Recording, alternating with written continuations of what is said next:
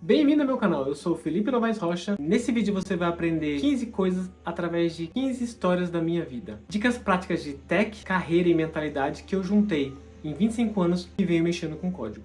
Uma observação, o script desse vídeo teve uma mãozinha de inteligência artificial para que eu pudesse contar minha história de forma bem resumida. Então bora começar? Imagina um garoto de 4 anos, em 1994, mexendo no computador até quebrar. Esse era eu. Hoje, com 35 anos, já passei por mais de 17 linguagens diferentes. Linguagens como Visual Basic, Delphi, Flex, Java, J2ME, iOS, Unity com C Sharp, Solidity, Rust e muitas outras linguagens. Eu vou te contar um resumo da minha jornada, porque cada história dessa com certeza dá um vídeo inteiro. História número 1. Aos 10 anos de idade, meu pai comprou um livro chamado Aprenda Visual Basic em 21 dias. Era um livro que ensinava você a criar OCX e DLLs, coisa avançada pra caramba. Naquele dia eu comecei a ler o livro à tarde, e quando meus pais foram dormir, eu entrei de fininho no quarto onde ficava o computador e varei a noite lendo aquele livro. Na manhã seguinte, além do esporro que eu tomei dos meus pais com toda razão, eu já tinha criado meu primeiro OCX e DLL. Eu conheci Visual Basic através do Excel,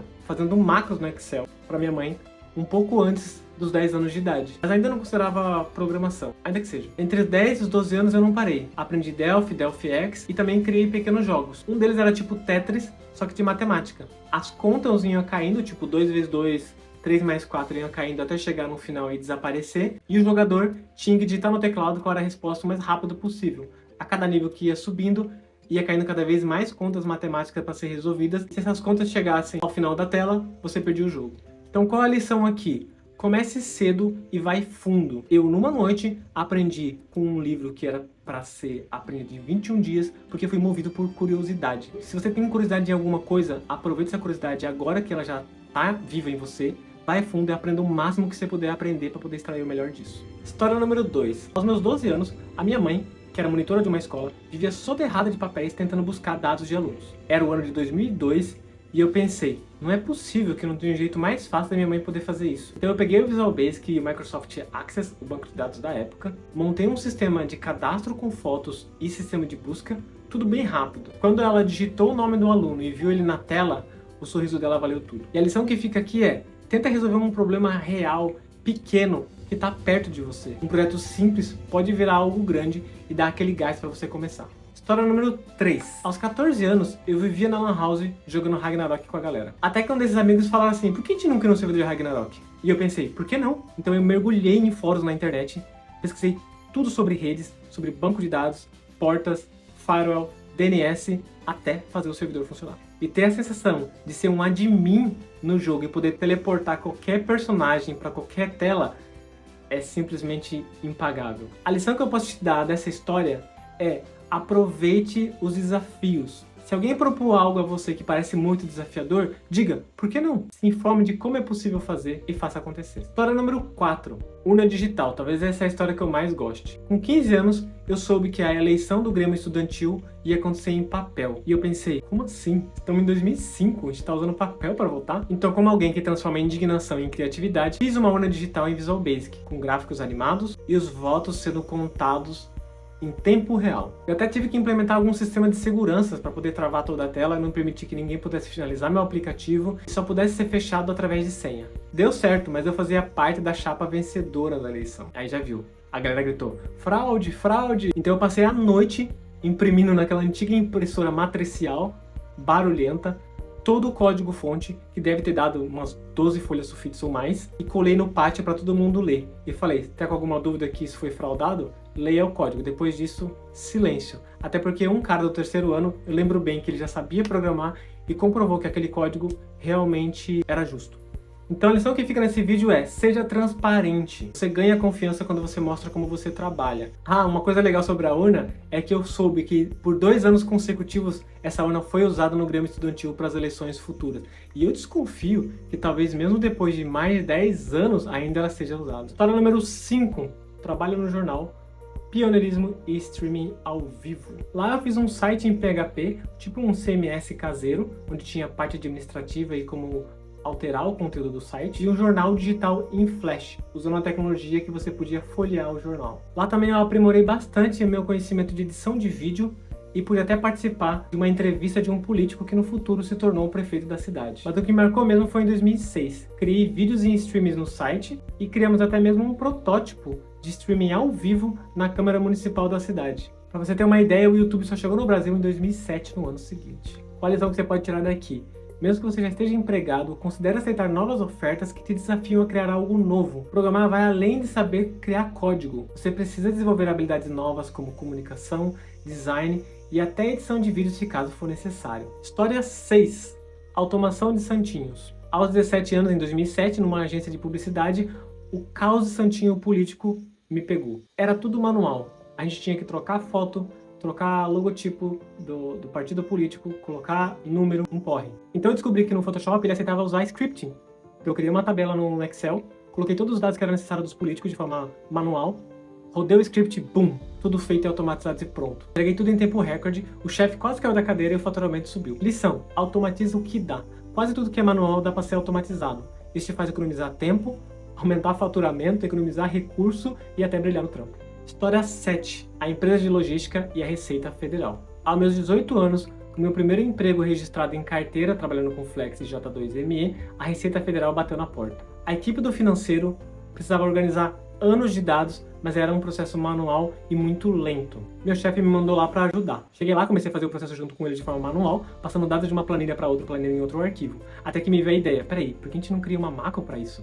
Meia hora depois, eu levantei da minha cadeira, fui até a sala do CFO, pedi para ele instalasse um macro na máquina dele, com uma carinha feliz e amarelinha, pedi para ele simplesmente apertar um botão. Vi o queixo dele cair quando tudo foi automatizado e o que ele poderia levar dias de processo manual foi feito em algumas horas. A lição aqui é: só automatize problemas cruciais se existe alguém fazendo esse processo manual, porque você pode correr o risco de parar seu tempo para tentar automatizar e não conseguir fazer a entrega a tempo e ficar bloqueado. História número 8. Titan Software e o maluco da leitura dinâmica. Era a primeira vez que eu fazia parte de um time de programadores. Até então, eu trabalhava basicamente sozinho. Lá eu participei de vários projetos legais, como por exemplo, a criação de um layout para cheques, mas o que me marcou mesmo foi um programador de lá. Todo tipo de problema que acontecia, chamavam o Choi para tentar resolver.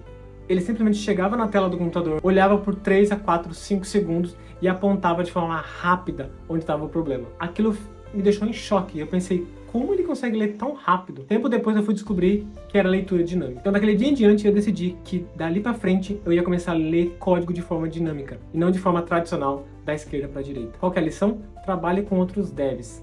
Ver como outros devs pensam e trabalham faz te crescer na área.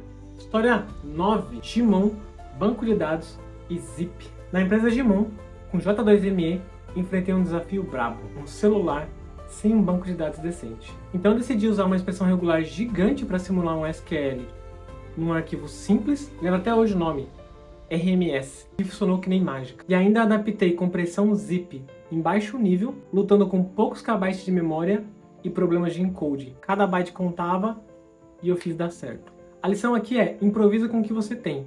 Em tech, criatividade resolve até os pepinos mais malucos. História 10. Portaria virtual na Sigma. Na Sigma, com 22 anos, ajudei a criar a portaria virtual no iPad. Um sistema de acesso de condomínios que parecia coisa de filme. Eu lembro de ouvir o clique e os bips controlando as portas automáticas e pensava, cara, isso é o futuro. Mas logo depois veio uma tempestade na minha vida que me derrubou por um tempo. A lição aqui é: cuide da sua saúde mental e dos seus relacionamentos, porque o sucesso em tech não consegue segurar tudo. História 11. Depressão e transformação.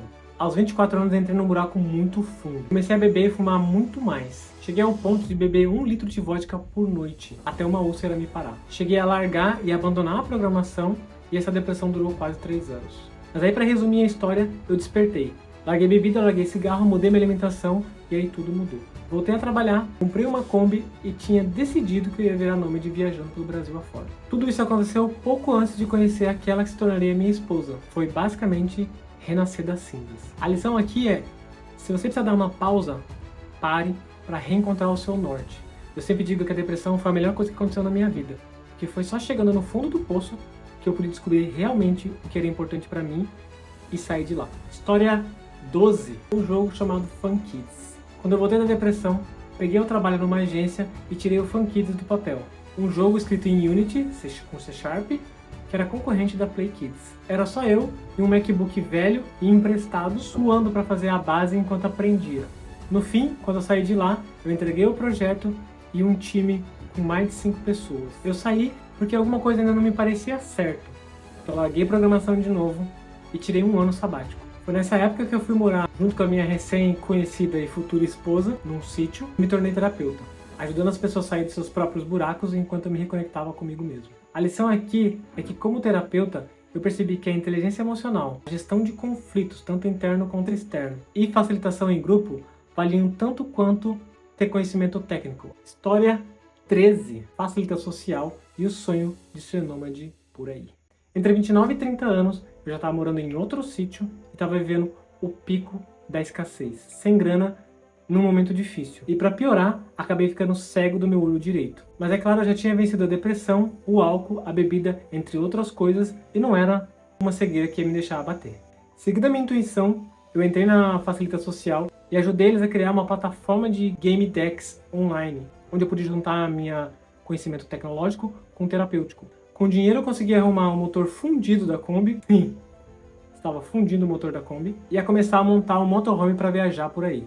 A Facilita Social teve alguns clientes, mas não decolou.